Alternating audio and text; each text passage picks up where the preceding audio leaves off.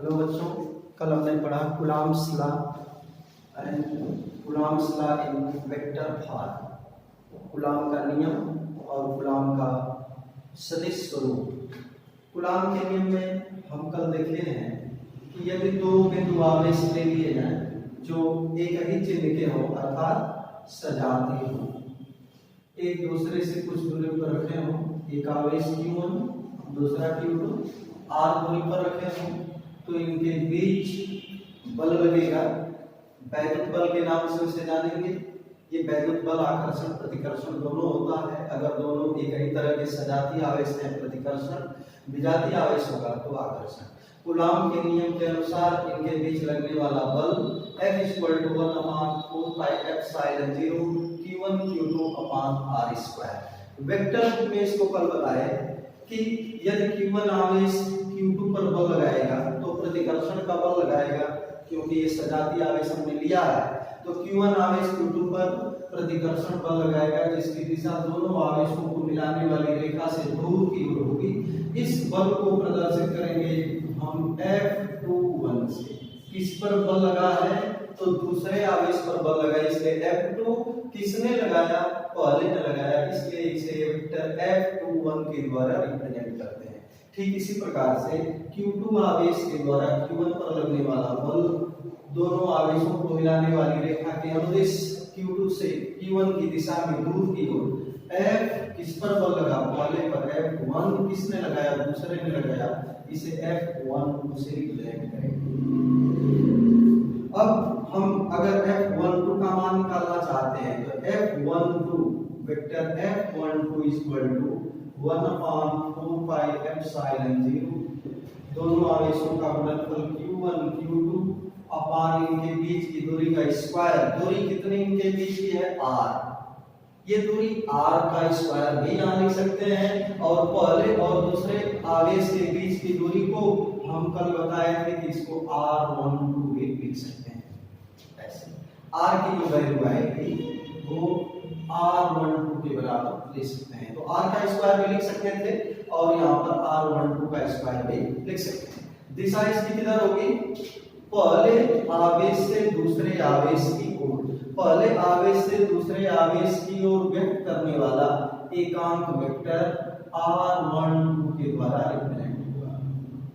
ऐसे तो इसको हमने लिख दिया F12 बराबर 1/4 πε0 Q1 Q2/r² की जगह पहले और दूसरे आवेश के बीच की दूरी r12। दिशा इसकी पहले से दूसरे आवेश की ओर है, तो पहले से दूसरे आवेश की दिशा को व्यक्त करने वाला एकांक वेक्टर हमने r12 ले लिया। ऐसे इसका एक और रूप बता दिए थे। वेक्टर r12 को, इसे यूनिट वेक्टर r12 को वेक्टर r12 अपान r12 लिखा जा सकता है। इस आधार पर हम चाहे तो F12 को लिखेंगे 1/4 πε0 Q1 Q2 अपान, ये देखिए r12 स्क्वायर था, यहाँ से r12 का मल्टीप्लाई कितना होगा? r12 क्यूब और वेक्टर r12। इसे हम ऐसे लिख सकते हैं। ये दोनों रूप कूलॉम के नियम का है। अगर से यही प्रोसेस हम दूसरे आवेश पर लगने वाले बल को, सारी इसमें डायरेक्शन थोड़ा सा हम चेंज कर दिए। डायरेक्शन किधर थी? किस पर बल हमने निकाला है? पहले वाले आवेश पर हमने बल निकाला है, तो पहले आवेश पर लगने वाला बल F12 बराबर 1/4 πε0 Q1 Q2 अपान r12 पहले से दूसरे के बीच की दूरी। डायरेक्शन किधर है इसकी?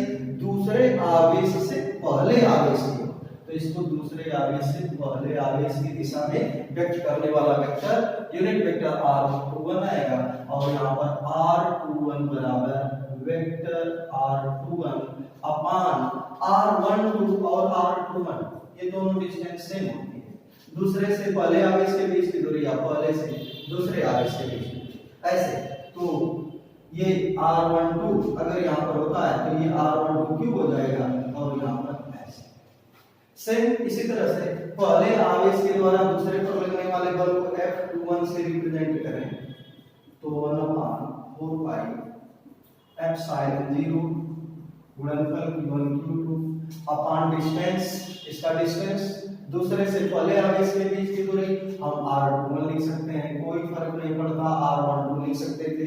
तो R21 और डायरेक्शन पहले से दूसरे आवेश की दिशा में, पहले से दूसरे आवेश की दिशा का एकांक वेक्टर R12 ऐसा, ये आपका कूलॉम का नियम हुआ। R12 को हम लिख सकते हैं vector R12 upon R12 also can be written as R21, इसको R12 ऐसे अपॉन R21।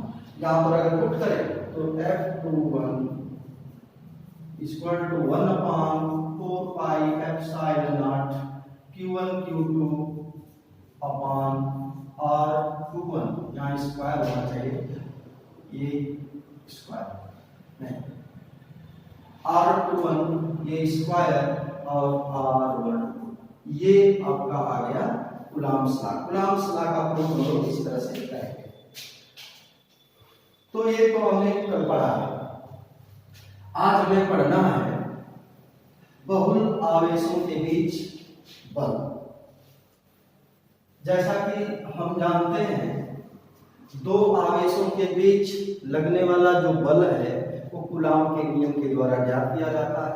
यदि किसी निकाय में दो से अधिक आवेश हो, मल्टीपल चार्जेज हो, बहुत से आवेश हो, कोई निकाय विभिन्न आवेशों के द्वारा मिलकर के बना हो, तो विभिन्न आवेशों के द्वारा उनमें से किसी एक आवेश पर लगाए गए बल की गणना कूलॉम के नियम से नहीं की जा सकती। इसकी गणना करने के लिए एक नया सिद्धांत लाया जाएगा जिसको अध्यारोपण के सिद्धांत के नाम से जानते हैं। तो यदि किसी स्थान पर कई आवेश हो, पहले हम थोड़ी सी इसमें हेडिंग की बात कर लें, तो इसमें हेडिंग है बहुल, बहुत से आवेश, बहुल आवेशों, बहुल आवेशों के बीच बल, ये है फोर्स बिटवीन मल्टीपल चार्जेस। इसी में आता है अध्यारोपण का सिद्धांत, अध्यारोपण का सिद्धांत, जिसको कहते हैं प्रिंसिपल ऑफ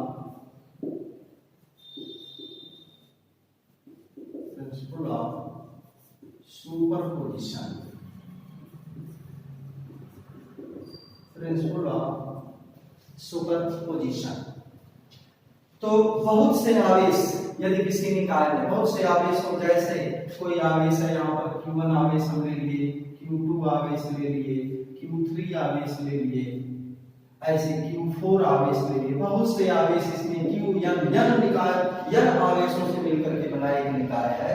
तो निश्चित रूप में ये कह सकते हैं कि इस Q1 आवेश पर जो Q2 आवेश है ये भी वैद्युत बल लगाएगा, Q3 भी बल लगाएगा, Q4 लगाएगा, डॉट डॉट जितने आवेश है सब के सब बल लगाएंगे। तो इस Q1 आवेश पर लगने वाला परिणामी बल कैसे ज्ञात करेंगे? तो इसको ज्ञात करने के लिए हम प्रिंसिपल ऑफ सुपरपोजिशन का प्रयोग करेंगे। तो यदि किसी निकाय में बहुत से आवेश हों तो उनमें से किसी एक आवेश पर परिणामी बल उस निकाय में उपस्थित अन्य आवेशों द्वारा लगाए गए अलग अलग बलों के सदिश योग के बराबर होता है। इसे अध्यारोपण का सिद्धांत कहते हैं। अध्यारोपण का सिद्धांत क्या है? तो यदि किसी निकाय में विभिन्न आवेश हों, अनेक आवेश हों, n आवेश हों, तो उनमें से किसी एक आवेश पर परिणामी बल अन्य आवेशों द्वारा लगाए गए अलग अलग बलों के सदिश योग के बराबर होता है।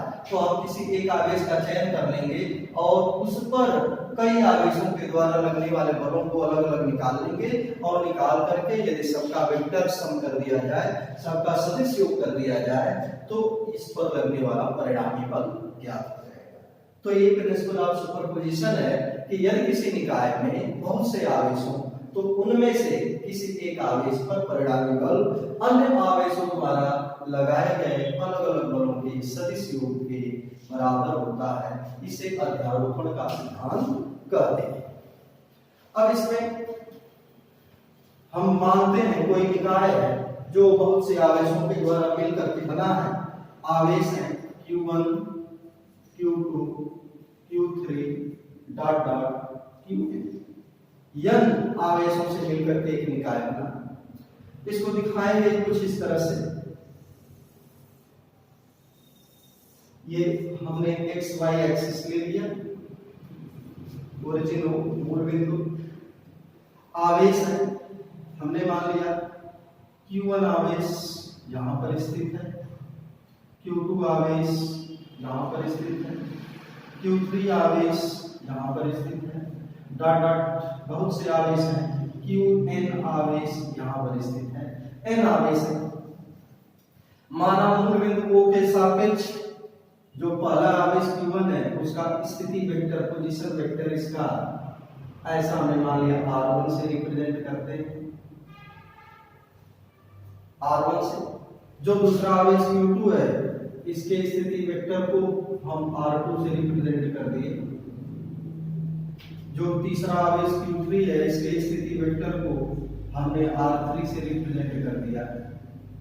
और ये जो nवां आवेश है Qn इसके स्थिति वेक्टर को हम Rn से रिप्रेजेंट करेंगे। तो R1 R2 R3 dot dot Rn ये विभिन्न आवेश Q1 Q2 Q3 के मूल बिंदुओं के सापेक्ष स्थिति वेक्टर है, पोजीशन वेक्टर है। हम जानना क्या चाहते हैं? जानना चाहते हैं कि आवेश Q1 पर परिणामी बल कितना होगा। तो Q2 आवेश Q1 पर बल लगाएगा, इसकी वैल्यू को निकालेंगे। Q3 आवेश Q1 पर बल लगाएगा, इसकी वैल्यू को निकालेंगे। डॉट डॉट ऐसे सभी आवेशों के कारण Q1 पर लगने वाला बल निकाल करके सबका सदिश योग करेंगे। यही बहुल आवेशों के बीच लगने वाला बल होगा। तो हम मानते हैं Q1 आवेश पर बल निकालने जा रहे हैं Q2 आवेश के कारण। कैसे? Q2 आवेश के कारण Q1 आवेश पर बल, ये वैद्युत बल लगेगा। किस पर बल? Q1 पर। Q1 पर बल है इसलिए इसको F1 से प्रदर्शित करेंगे। किसने लगाया? दूसरे ने लगाया, तो इसको F12 से रिप्रेजेंट करेंगे और इसकी वैल्यू को लिखेंगे। क्या वैल्यू होगी? Q2 के द्वारा Q1 पर लगाया गया बल, Q2 और Q1 को मिलाकर के देखें, इसकी दिशा ऐसे होगी, इस दिशा में होगी। इसको F12 से हम रिप्रेजेंट ऐसे करेंगे। कूलॉम बल को वेक्टर फॉर्म में अभी समझाए थे, तो इसमें बताए थे Q2 और Q1 के बीच लगने वाला बल क्या लिखा जा सकता है? F12 बराबर 1/4 पाई एप्सिलॉन 0 Q2 Q1 या Q1 Q2 अपान इनके बीच की दूरी, दूसरे से पहले आवेश के बीच की दूरी, तो R21 हम लिख सकते हैं। हम R12 लिखेंगे, कोई फर्क नहीं पड़ता, दोनों बात सेम है। इसका स्क्वायर और डायरेक्शन दूसरे से पहले आवेश की दिशा में R21 ऐसे लिख सकते हैं। ये Q2 आवेश के द्वारा Q1 आवेश पर लगाया गया बल और उसकी डायरेक्शन से हमने निकाल दिया। सेम यही प्रोसेस Q3 आवेश के द्वारा Q1 आवेश पर लगाया गया बल। Q3 आवेश सब सजातीय आवेश यदि हम ले लिए हैं तो Q3 आवेश Q1 पर जो बल लगाएगा उसकी डायरेक्शन कुछ इस तरह से हम दिखाएंगे। इसको बताएंगे पहले आवेश पर बल F13 ऐसे। वैल्यूज की क्या नोट करेंगे? F13 equal to 1/4 pi epsilon naught Q1 Q3 upon distance पहले से तीसरे के बीच की दूरी R13 या तीसरे आवेश से पहले आवेश के बीच की दूरी को R31 कुछ भी लिख सकते हैं। R31 स्क्वायर डायरेक्शन तीसरे से पहले आवेश की ओर R31 यूनिट वेक्टर। ऐसे विभिन्न आवेशों के द्वारा लगने वाले बल निकाल सकते हैं। और यदि हम n आवेश के द्वारा पहले आवेश पर बल निकालना चाहें तो F1n बराबर similarly 1/4 pi epsilon naught Q1 Qn अपान Rn1 स्क्वायर और डायरेक्शन nवें आवेश से पहले आवेश F1n ऐसे R1n ये डायरेक्शन होगी। ये हमने विभिन्न आवेशों के द्वारा आवेश की बल पर लगने वाले अलग अलग बल निकाल लिए। तो आवेश की बल पर परिणामी बल कितना होगा? तो आवेश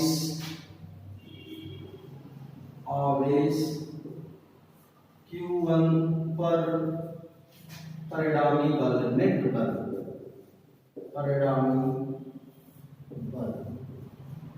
किस पर बल? Q1 पर परिणामी बल F1 is equal to F12 दूसरे के द्वारा पहले पर बल F13 तीसरे के द्वारा पहले पर बल प्लस डॉट डॉट F1n सबकी वैल्यू रखेंगे और सबको ऐड करेंगे।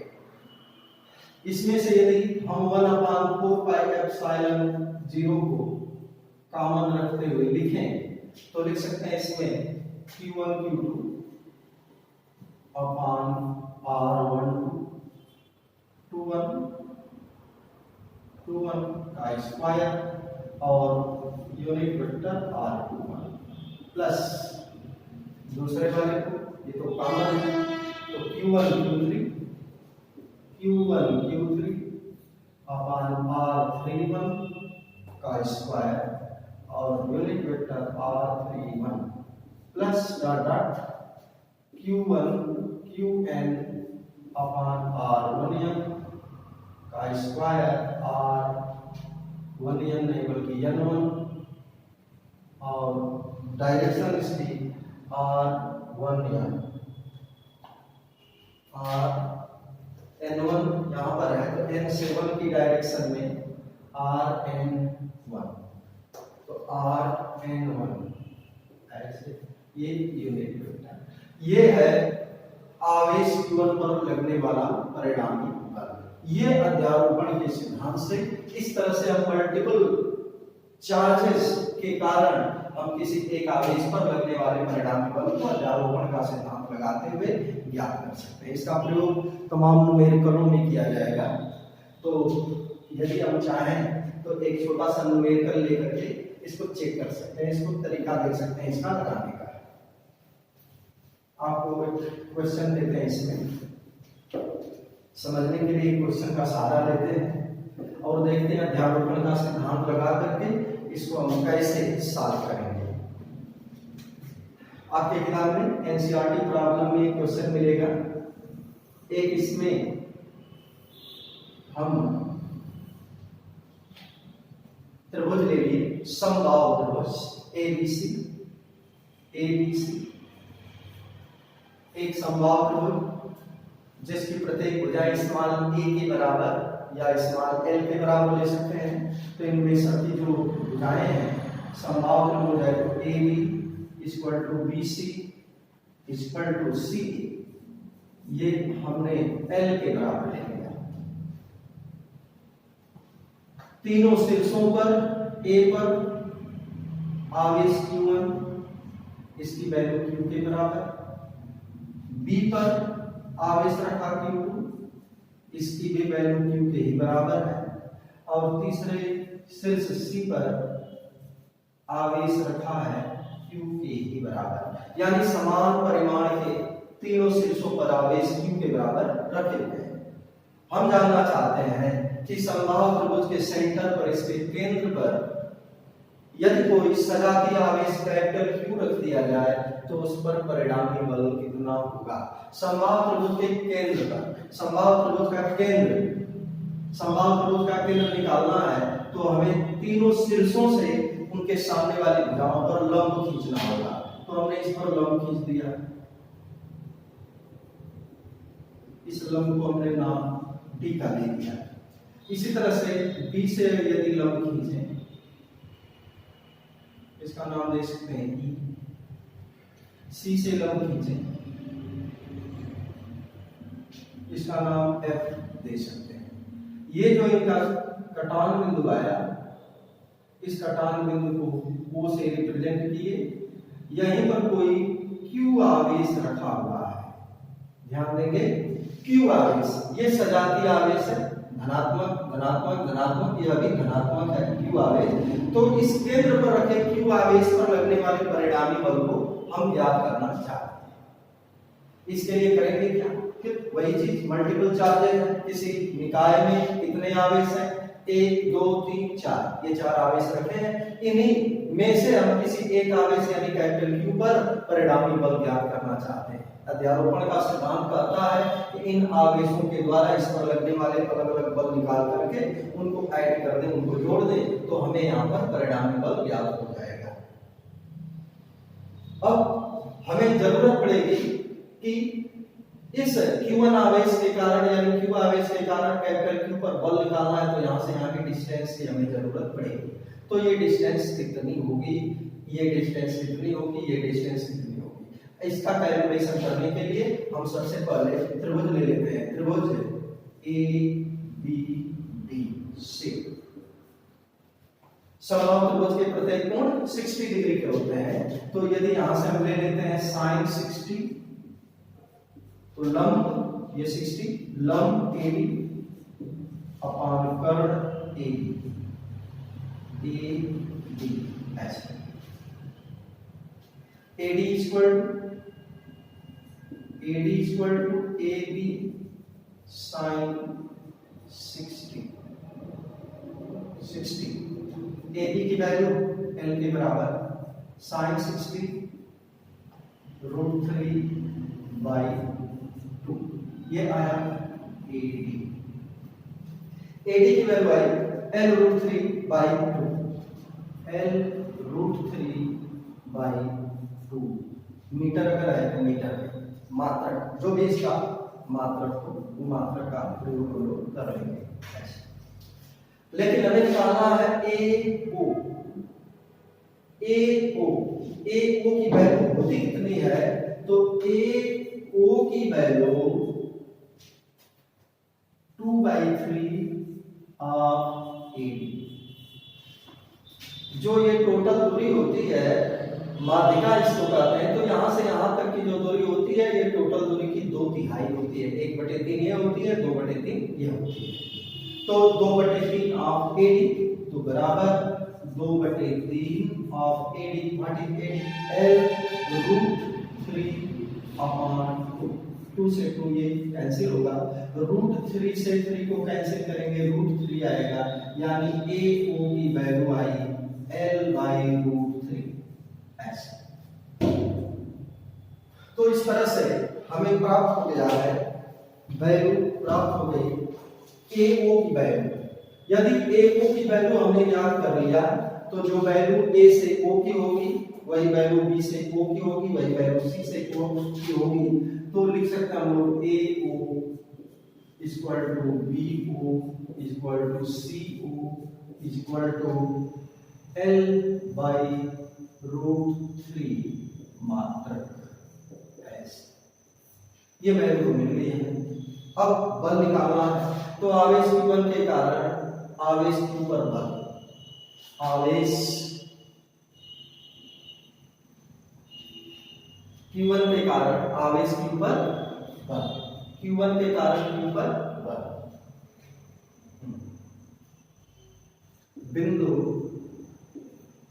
A पर रखे आवेश Q के कारण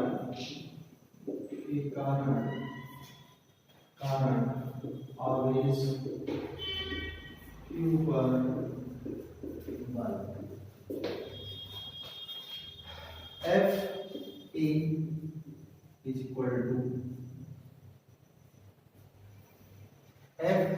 equal to 1/4πε0 मल्टीप्लिकेशन इसका Q कैपिटल Q अपान ये डिस्टेंस का स्क्वायर L/√3 का स्क्वायर ऐसे।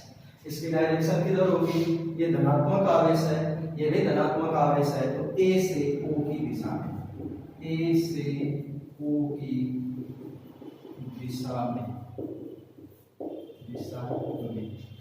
इसको एक बार सॉल्व करते हैं। तो F A is equal to 1/4πε0 और ये ऊपर जाएगा 3Q capital Q upon L square. अब इसी प्रकार से हम बिंदु B पर रखे आवेश Q2 बराबर Q के कारण Q पर बल निकालेंगे, C के कारण निकालेंगे। तो सिमिलरली इसी प्रकार हम निकालें FB। तो FB की वैल्यू क्या आएगी? Q और Q आवेश वही है, दूरी वही है, इसलिए FB equal to 1/4πε0 3Q capital Q upon L square. और डायरेक्शन इसकी किधर होगी? B वाले के कारण इस पर बल FB इधर आएगा। FB FA किधर? ये FA नीचे की ओर FA। और बिंदु C पर रखे आवेश Q के कारण कैपिटल Q आवेश पर बल FC equal to 1/4πε0 3Q capital Q upon L square. किस डायरेक्शन में? इसकी डायरेक्शन क्या है? इसकी डायरेक्शन B से O की ओर, B से O की ओर। इसकी डायरेक्शन है C से O की ओर। ये विभिन्न प्रकार के बल निकल रहे हैं। अब यदि हम FC की डायरेक्शन यहां पर ऐसे दिखा सकते हैं, FC ऐसे। अब यदि हम FB और FA का परिणाम निकालते हैं, FA व FB का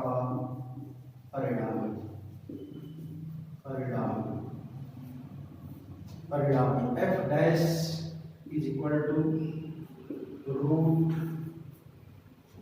FA square plus FB square plus 2FB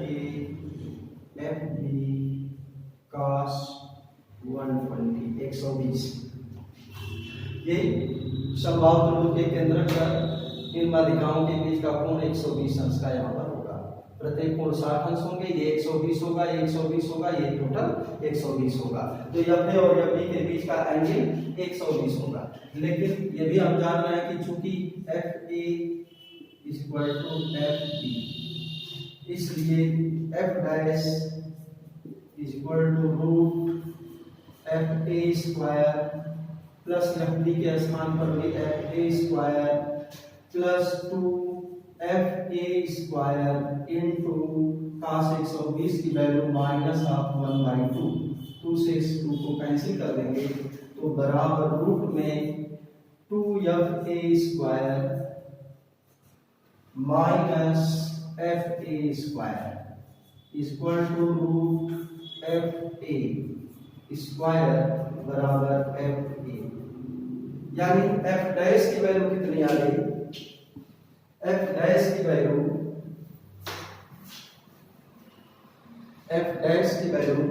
आ गई, F डैश की वैल्यू निकल गई 1/4πε0 और 3Q capital Q upon L square.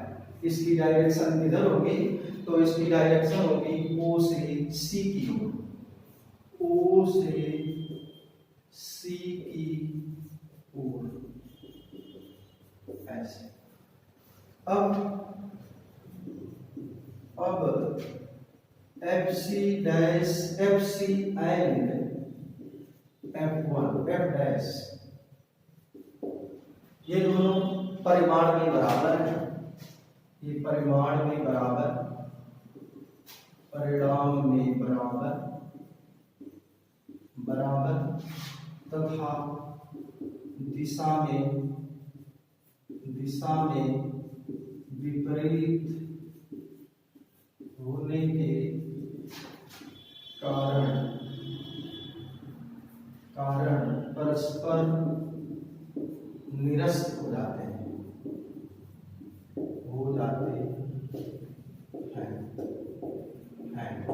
अतः बिंदु ऊपर रखे आवेश के ऊपर परिणामी बल क्या होगा? शून्य। अतः बिंदु ऊपर रखे आवेश कैपिटल क्यू पर बल परिणामी बल बराबर 0। तो हमने देखा मल्टीपल चार्जेस में अध्यारोपण का सिद्धांत का प्रयोग करते हुए हमने पाया कि विभिन्न आवेशों के द्वारा किसी एक आवेश पर लगने वाला बल कैसे ज्ञात करते हैं। तो हमने इसमें रिजल्ट पाया है कि यहाँ पर लगने वाला बल शून्य होता है। इस तरह का प्रयोग करके हम विभिन्न आवेशों के द्वारा किसी एक आवेश पर लगने वाले परिणामी बल को अध्यारोपण का सिद्धांत लागू करके ज्ञात कर सकते हैं। तो ये कूलाम के नियम का सदिश स्वरूप और विभिन्न आवेशों के द्वारा यानी हम कह सकते हैं कि बहुल आवेशों के बीच लगने वाले बल के बीच में संबंध या उन बलों को ज्ञात करने की विधि को हमने यहाँ पर देख लिया है। अब थोड़ी सी तुलना कर सकते हैं हम लोग। अब हम थोड़ा सा एक चर्चा कर लेते हैं वैद्युत बल और गुरुत्वाकर्षण बल दोनों में क्या अंतर है, दोनों की तुलना कर लेते हैं। वैद्युत बल तथा गुरुत्वाकर्षण बल इन दोनों की तुलना gravitational force and electrical force. जैसा कि हम जानते हैं कि दो बिंदु आवेश Q1 Q2 लेते हैं, Q1 और Q2 R दूरी पर रखे हो तो इनके बीच लगने वाला वैद्युत बल होगा।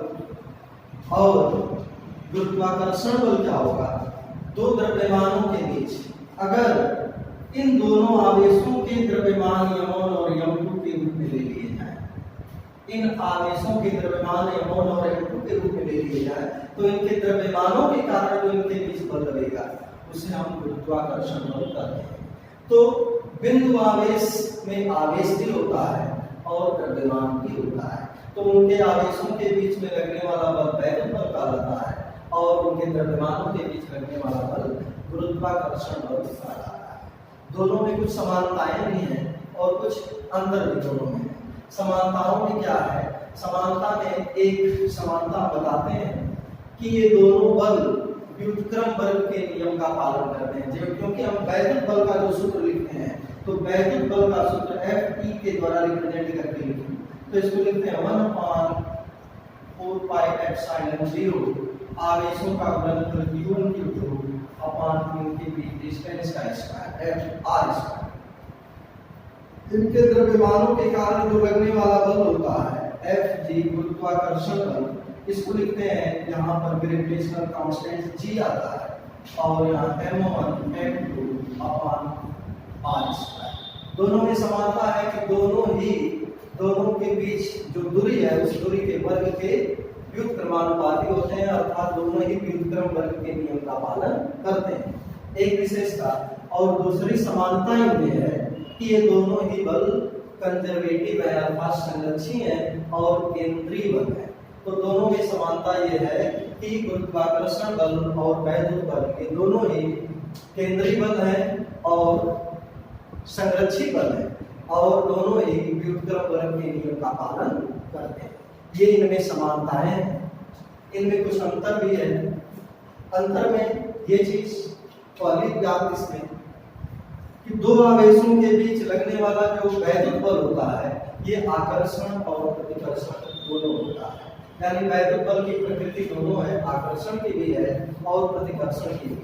यह इसलिए कि यदि दोनों आवेश एक ही चिन्ह के होते हैं, सजातीय होते हैं तो प्रतिकर्षण होता है, विजातीय होते हैं तो इनके बीच आकर्षण होता है। तो आवेश दो तरह के होते हैं, इसलिए इनमें लगने वाला बल आकर्षण भी होता है और और प्रतिकर्षण भी होता है। लेकिन इनके द्रव्यमानों के बीच जो लगने वाला बल है वह केवल प्रतिकर्षण का होता है। इससे पता चलता है कि द्रव्यमान एक ही तरह का होता है। तो अंतर में अगर हम कहें तो ये कह सकते हैं कि वैद्युत बल आकर्षण और प्रतिकर्षण दोनों हो सकता है, जबकि गुरुत्वाकर्षण बल केवल और केवल प्रतिकर्षण बल होता है। दूसरा अंतर, वैद्युत बल दोनों आवेशों के बीच के माध्यम पर निर्भर करता है। बीच में ये दोनों आवेशों के निर्वात है, वायु है या कोई माध्यम है। हम कल पढ़े हैं, अगले दिन पढ़े थे कि निर्वात या वायु में दो आवेश रखे हों तो उनके बीच का लगने वाला बल निकाल लें, और यदि दोनों के बीच में कोई माध्यम रख देते हैं तो माध्यम के रख देने पर लगने वाला वैद्युत बल घट जाता है। ऐसा हमने पढ़ा था कि दो आवेशों के बीच कोई माध्यम के होने पर उनके बीच लगने वाला वैद्युत बल कम हो जाता है। इससे पता चलता है कि वैद्युत बल दोनों आवेशों के बीच के माध्यम पर निर्भर करता है, लेकिन गुरुत्वाकर्षण बल दोनों द्रव्यमानों के बीच रखे माध्यम पर निर्भर नहीं करता है। दो अंतर। तीसरे अंतर में बताया गया कि जो वैद्युत बल होता है वह गुरुत्वाकर्षण बल की तुलना में बहुत ही शक्तिशाली होता है, बहुत ही प्रबल होता है। यह गुरुत्वाकर्षण बल वैद्युत बल की तुलना में बहुत ही क्षीण होता है। उदाहरण के रूप में बताया गया कि अगर दो प्रोटॉन ले लिए जाए तो इनके आवेशों के बीच लगने वाला जो वैद्युत बल होता है Fe जो होता है वैद्युत बल होता है, वह गुरुत्वाकर्षण बल की तुलना में इनके बीच लगने वाले गुरुत्वाकर्षण बल की तुलना में Fg की तुलना में 10⁻36 गुना बड़ा होता है।